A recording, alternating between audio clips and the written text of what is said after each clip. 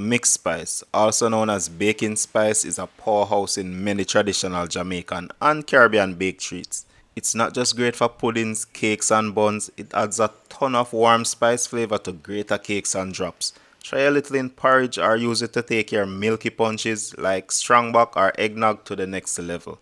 Hey, I'm Nick, and today I'm not just showing you how to make a mixed spice blend from scratch, I'm giving you the secrets to level up the flavors beyond anything store bought.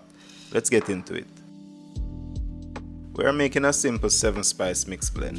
The ingredients are simple, but together they create a deliciously complex flavor.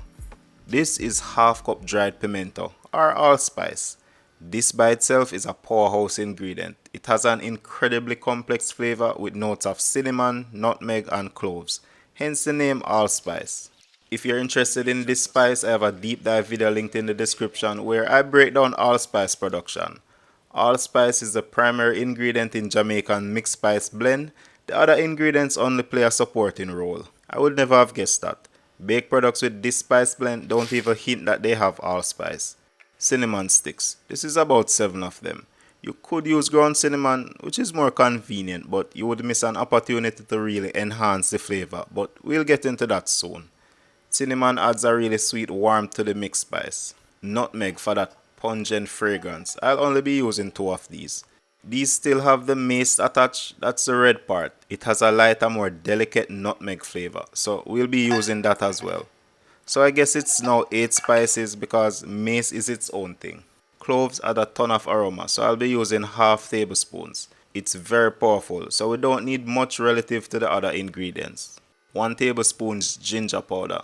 This takes a bit more work to make from scratch and we don't need much, so just grab some pre-ground. 2-star anise. This is extremely fragrant, so we don't need much of this either.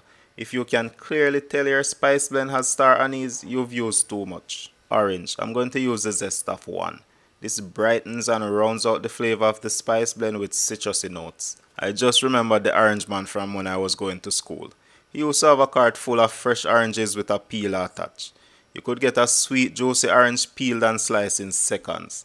He used to save the long strips of orange skin from the peeler. One time he told me that he had people who would dehydrate them or use them for mixed peel. I just thought that was really interesting. You might have noticed that orange is very different from all the other ingredients because it's not dry, so we're going to have to fix that. To get a smooth powdered spice mix, all the ingredients need to be fully dehydrated. So that's what I'm going to do with the spices that have a higher moisture content. Start by zesting the orange. Try to get as much of the yellow or orange part as possible, but avoid the white, that part is bitter. You can use a baking tray, but a small cast iron pot works even better. I'm going to dehydrate on low in the oven, and that cast iron holds onto the heat and transfers it evenly.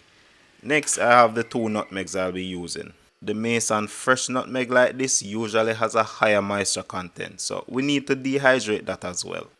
So that goes into the pan too. Fresh nutmeg like this isn't usually totally dry, so I'll be dehydrating these as well. That's interesting. I was expecting a bit of moisture, but this is way wetter than I thought. I've never had nutmeg this fresh before. That's basically green. You're unlikely to find nutmeg this fresh unless you live somewhere where they grow. Grating increases the surface area and speeds up dehydration.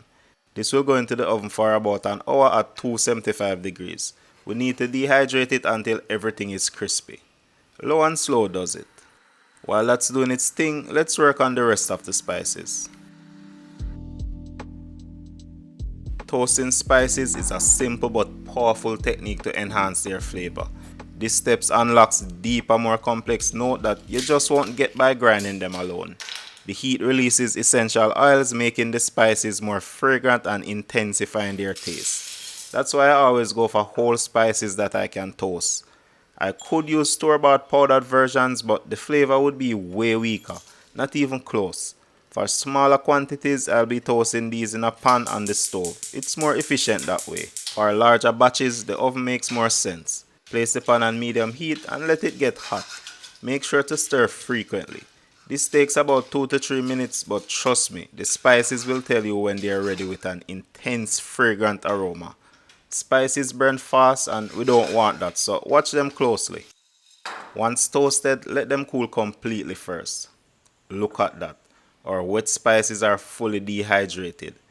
The aroma is incredible. Lots of bright citrus and nutmeg notes. The crispy sound is a great sign that they're completely dry. These spices have also released some essential oils which will make our blend even more fragrant. Now, it's time to grind.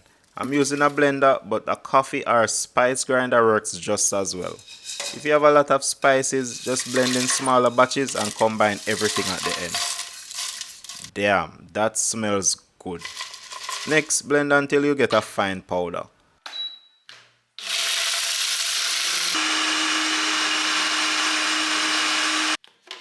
Most of these spices are really hard and we don't want gritty bits in our baked treats.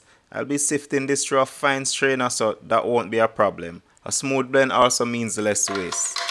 I'm making sure to get every last bit of this incredible spice mix. Now, just sift the spice blend.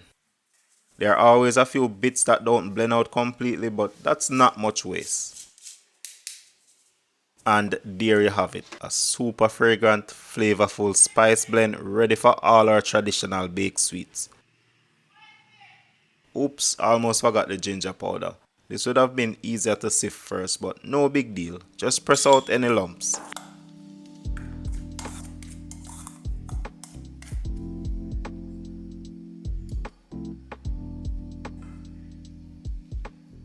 This actually tastes surprisingly sweet, almost like I added sugar. But that's just the cinnamon. Otherwise, it tastes horrible. As it should. It's a concentrated blend of strong, intense flavors meant to be used in small amounts for bigger recipes. With a spice blend like this, the biggest indicator of flavor is the aroma, and that smells incredible. Most of the flavors in this blend are volatile. They fade over time as they diffuse into the air. That's why a freshly made spice blend will always be way better than any store-bought one. For the best results, store in small airtight containers so you're not exposing large batches to open air. Since ground spices lose potency fast, I also wouldn't recommend making too much unless you have a clear plan for it. This was great.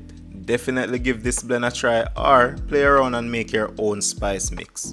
Shout out to our patrons for keeping the kitchen cooking and thank you for watching. Check out this next video right here for something you can make with this spice mix. And I've also got a playlist with all the sweet treats you can use it in. Alright, that's it for this incredible spice blend.